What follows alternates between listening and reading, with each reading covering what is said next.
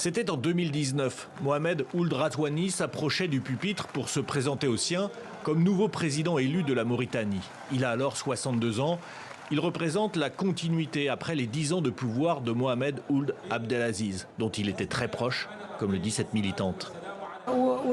Il n'y a pas un Mauritanien qui ne se reconnaît pas dans les discours et les engagements de l'homme. C'est un espoir pour nous.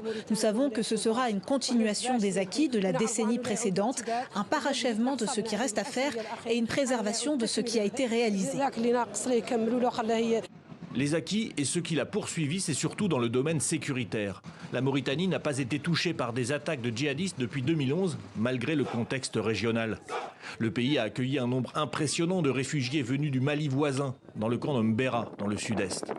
La Mauritanie n'a pas été touchée par la violence. Le président Razouani, ancien chef d'état-major, directeur de la Sûreté nationale, est considéré comme la clé de cette réussite.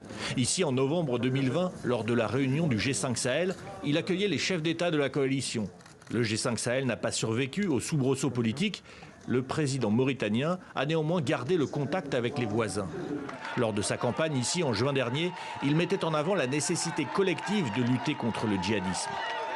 Ailleurs, il a été prouvé que pour faire sérieusement de la lutte contre le terrorisme, contre l'insécurité, on a besoin de coaliser, on a besoin de créer des regroupements pour justement combattre le terrorisme ensemble.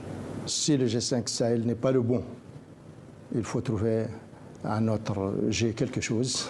Fort de cette volonté de rester unis au niveau régional, le président Razouani a su rassurer aussi au niveau social, avec des augmentations de salaire pour les agents de santé au cours de son mandat, ou des aides aux Mauritaniens les plus pauvres, comme le précisent ses soutiens. À 67 ans désormais, il a promis au cours de sa campagne d'axer sa politique sur la jeunesse.